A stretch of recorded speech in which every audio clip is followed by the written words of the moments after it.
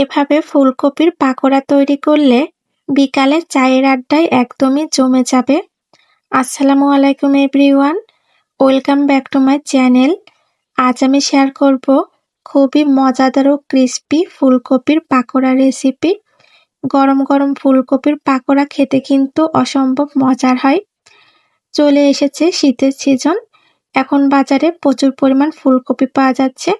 ফুলকপি দিয়ে এই মজাদার পাকোড়া তৈরি করে নিতে পারেন। আশা করছি ভালো লাগবে। প্রথমে এখানে একটা ফুলকপি নিয়ে নিয়েছি পাকোড়া তৈরি করার জন্য। এখন ফুলকপিটা আমি কেটে নিব।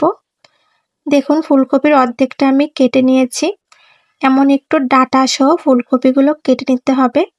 আমি একটু ছোট সাইজ করে কেটে নিয়েছি। এভাবে একটু ছোট করে ডাঁটা সহ কেটে নিলে পাকোড়াগুলো খেতে বেশি ভালো লাগে। এখন এদিকে আমি 2 কাপের মতো ফুটন্ত গরম পানি নিয়ে নিয়েছি। এখানে দিয়ে দিয়েছি 1 চা চামচ লবণ। লবণ গরম পানির সঙ্গে ভালোভাবে নেড়েচেড়ে মিশিয়ে নিয়েছি। এই গরম পানির মধ্যে আমি কেটে রাখা ফুলকপিগুলো দিয়ে দিব। এই গরম পানির মধ্যে ফুলকপি দেওয়ার কারণে ফুলকপির মধ্যে যদি কোনো পোকা থাকে সেইটা বেরিয়ে আসবে এবং ফুলকপিগুলো কিন্তু অনেকটা নরম হয়ে আসবে। এভাবে আমি 10 মিনিটের মতো রেখে দিব।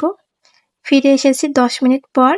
দেখুন এখন ভালোভাবে আমি এই লবণ পানি থেকে ফুলকপিগুলো ধুয়ে তুলে নিব। অনেকেই ফুলকপি হালকা সিদ্ধ করে নেন, তবে এভাবে করলে পাকোড়ার টেস্টটা বেশি ভালো আসে। দেখুন সবগুলো ফুলকপি তুলে নিয়েছি।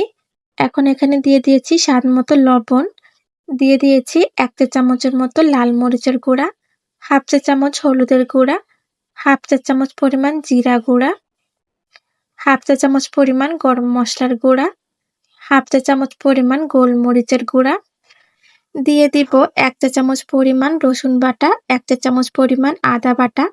সব মশলা দিয়ে ফুলকপির সঙ্গে খুবই ভালোভাবে মেখে নিতে হবে। ফুলকপির সঙ্গে সব মশলা মেখে আমি 10 মিনিটের জন্য মেরিনেটে রেখে দিব। অবশ্যই 10 মিনিটের জন্য মেরিনেটে রেখে দিবেন। এতে করে ফুলকপির মধ্যে মশলাগুলো খুবই ভালোভাবে প্রবেশ করবে।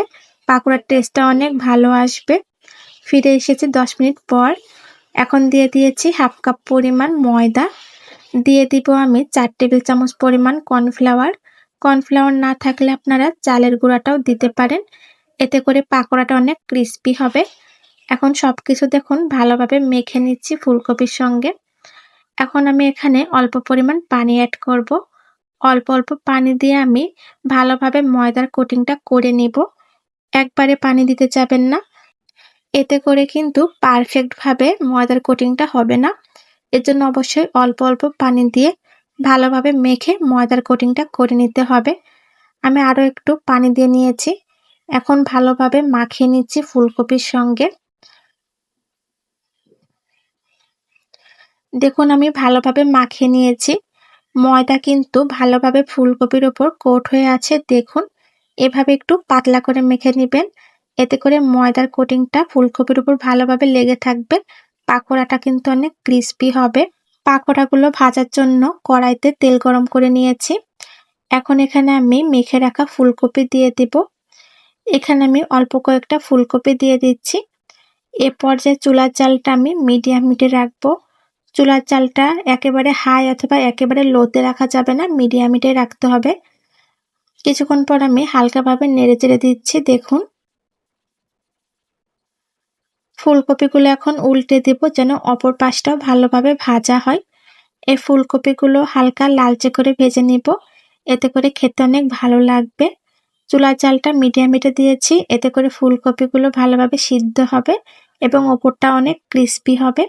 জালটা যদি বেশি হাই হিটে দিয়ে করেন সেক্ষেত্রে ওপর তাড়াতাড়ি কালার চলে আসবে, ফুলকপিগুলো সিদ্ধ হবে না।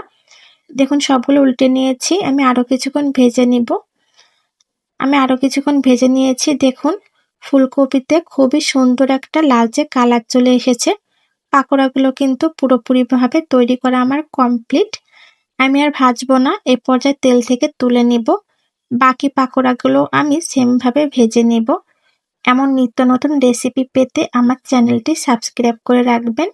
এতে নিত্য নতুন রেসিপি আপলোড দিলেই আপনাদের কাছে পৌঁছে যাবে। ব্যাস তৈরি হয়ে গেল খুবই মজাদার ও ক্রিস্পি ফুলকপির পাকোড়া। গরম গরম খেতে কিন্তু অসম্ভব মজার হয়। এভাবে তৈরি করে দিলে ছোট থেকে বড় সবাই খুব মজা করে খেয়ে নেবে। শীতের সন্ধ্যায় অথবা বিকালে চায়ের আড্ডায় গরম গরম ফুলকপির পাকোড়া তৈরি করে নিন। খেতে কিন্তু অসম্ভব মজার লাগবে। আজকের মতো এ পর্যন্তই। আবারও হাজির হব নিত্য নতুন রেসিপি নিয়ে। সবাই ভালো থাকবেন। আল্লাহ হাফেজ।